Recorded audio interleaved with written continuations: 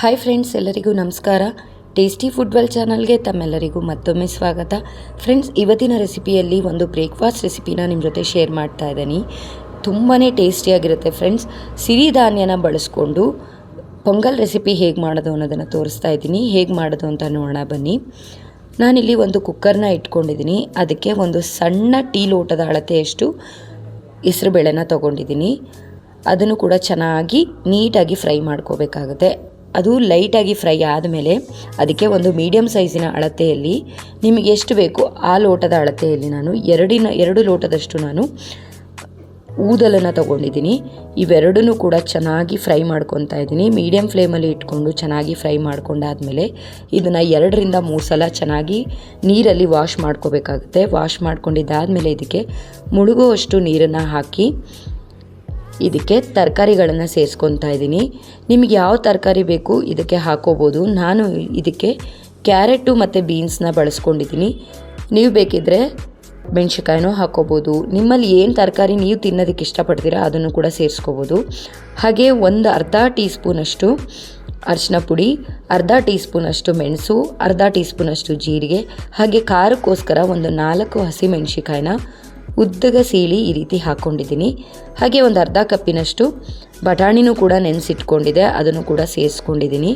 ನೀವು ಬೇಕಿದ್ದರೆ ಇದಕ್ಕೆ ಹಸಿ ಬಟಾಣಿನೂ ಕೂಡ ಸೇರಿಸ್ಕೋಬೋದು, ಇಲ್ಲ ಹಸಿ ಅವರೆಕಾಯಿನೂ ಕೂಡ ಸೇರಿಸ್ಕೋಬೋದು. ಸೀಸನ್ ಟೈಮಲ್ಲಿ ತುಂಬಾ ಟೇಸ್ಟಿಯಾಗಿರುತ್ತೆ.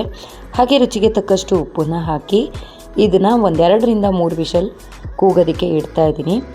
ಏಕೆಂದರೆ ಬೇಳೆ ಮತ್ತು ಊದಲು ಎರಡೂ ಕೂಡ ಚೆನ್ನಾಗಿ ಬೇಯಬೇಕು.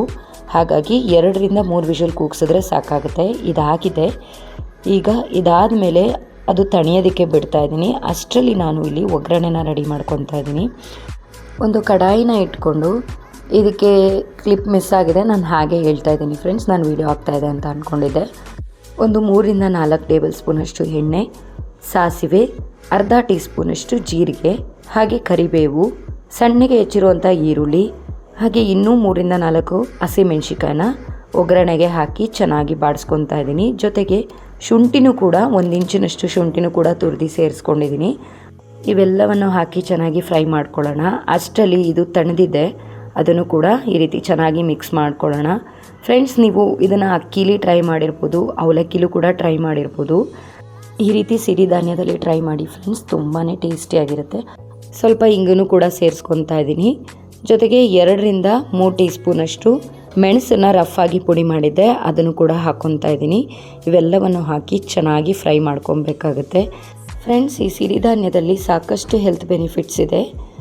ಅಕ್ಕಿನ ತಿನ್ನೋದ್ರ ಬದಲಿಗೆ ನೀವು ಈ ಸಿರಿಧಾನ್ಯನ ತಿನ್ನೋದ್ರಿಂದ ಜೀರ್ಣಕ್ರಿಯೆ ಶಕ್ತಿ ಈಸಿಯಾಗುತ್ತೆ. ಹಾಗಾಗಿ ಸಣ್ಣ ಮಕ್ಕಳಿಂದ ದೊಡ್ಡೋರ್ವರೆಗೂ ಕೂಡ ಇದನ್ನು ತಿನ್ಬೋದು. ಇದರಲ್ಲಿ ನಾರಿನ ಅಂಶ ಇರೋದ್ರಿಂದ ಮಲಬದ್ಧತೆ ಮತ್ತು ಮಧುಮೇಹಕ್ಕೆ ತುಂಬಾ ಒಳ್ಳೆಯದು ಅಂತಲೇ ಹೇಳ್ಬೋದು. ಹಾಗಾಗಿ ಫ್ರೆಂಡ್ಸ್, ರೈಸ್ನ ಆದಷ್ಟು ಕಮ್ಮಿ ಮಾಡಿ ಈ ರೀತಿ ಹೆಲ್ದಿ ಪದಾರ್ಥಗಳನ್ನು ನಿಮ್ಮ ದಿನನಿತ್ಯದ ಆಹಾರದಲ್ಲಿ ಬಳಸಿ ಅಂತ ಹೇಳ್ತೀನಿ. ಒಗ್ಗರಣೆ ಆದಮೇಲೆ ಇದನ್ನು ನಾನು ಅದೇ ಬಾಣಲೆಗೆ ಹಾಕಿ ಚೆನ್ನಾಗಿ ಮಿಕ್ಸ್ ಮಾಡ್ಕೊತಾ ಇದ್ದೀನಿ. ಏಕೆಂದರೆ ಅದು ಸ್ವಲ್ಪ ಫುಲ್ ಆಗಿಬಿಡುತ್ತೆ. ಹಾಗಾಗಿ ಇದನ್ನು ಪಾತ್ರೆಗೆ ಟ್ರಾನ್ಸ್ಫರ್ ಮಾಡ್ಕೊತಾ ಇದ್ದೀನಿ. ಇದಾದಮೇಲೆ ನಿಮಗೆ ಎಷ್ಟು ಬೇಕೋ ಅಷ್ಟು ನೀರನ್ನು ಹಾಕ್ಕೊಂಡು ಯಾವ ಕನ್ಸಿಸ್ಟೆನ್ಸಿ ಬೇಕು ಅಷ್ಟಕ್ಕೆ ಹಾಕ್ಕೊಳ್ಳಿ. ನಾನು ಇದಕ್ಕೆ ಸ್ವಲ್ಪ ಖಾರ ಕಮ್ಮಿ ಇತ್ತು ಅಂತ ಇನ್ನೂ ಸ್ವಲ್ಪ ಪೆಪ್ಪರ್ ಪೌಡರು ಮತ್ತು ಜೀರಿಗೆನ ತರಿಯಾಗಿ ಪುಡಿ ಮಾಡಿದ್ದೆ, ಅದನ್ನು ಕೂಡ ಸೇರಿಸ್ಕೊಂಡು ರುಚಿಗೆ ತಕ್ಕಷ್ಟು ಉಪ್ಪನ್ನು ಹಾಕ್ಕೊಂಡು ಮಿಕ್ಸ್ ಮಾಡ್ಕೊತಾ ಇದ್ದೀನಿ. ನೀವು ಎಷ್ಟು ಕನ್ಸಿಸ್ಟೆನ್ಸಿ ಬೇಕು ಅಷ್ಟನ್ನು ನೋಡಿಕೊಂಡು ನೀರನ್ನು ಸೇರಿಸ್ಕೊಳ್ಳಿ. ಇದನ್ನು ಲಿಡ್ನ ಕ್ಲೋಸ್ ಮಾಡಿ ಒಂದು 5 ನಿಮಿಷಗಳ ಕಾಲ ಇದನ್ನು ಬೇಯಿಸಿದ್ರೆ ರೆಡಿಯಾಗುತ್ತೆ.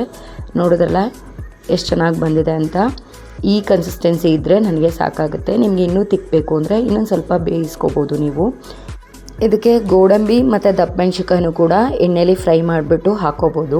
ನಾನು ಅದನ್ನು ಹಾಕ್ಕೊಂಡಿಲ್ಲ, ಯಾಕೆಂದರೆ ನಮ್ಮ ಮನೇಲಿ ಇರಲಿಲ್ಲ. ಹಾಗಾಗಿ ಇದಾದಮೇಲೆ ನೋಡಿ ನಾನು ಅದನ್ನು ಸರ್ವಿಂಗ್ ಪ್ಲೇಟ್ಗೆ ಹಾಕಿ ಸರ್ವ್ ಮಾಡ್ತಾಯಿದ್ದೀನಿ. ಲಾಸ್ಟಲ್ಲಿ ಸ್ವಲ್ಪ ಕೊತ್ತಂಬರಿ ಸೊಪ್ಪನ್ನ ಹಾಕಿದ್ದೀನಿ. ಹಾಗೆ ತುಪ್ಪನೂ ಕೂಡ ಹಾಕ್ಕೊಂಡು ಟೇಸ್ಟ್ ಮಾಡ್ತಾಯಿದ್ದೀನಿ. ತುಂಬಾ ಟೇಸ್ಟಿಯಾಗಿರುತ್ತೆ ಫ್ರೆಂಡ್ಸ್.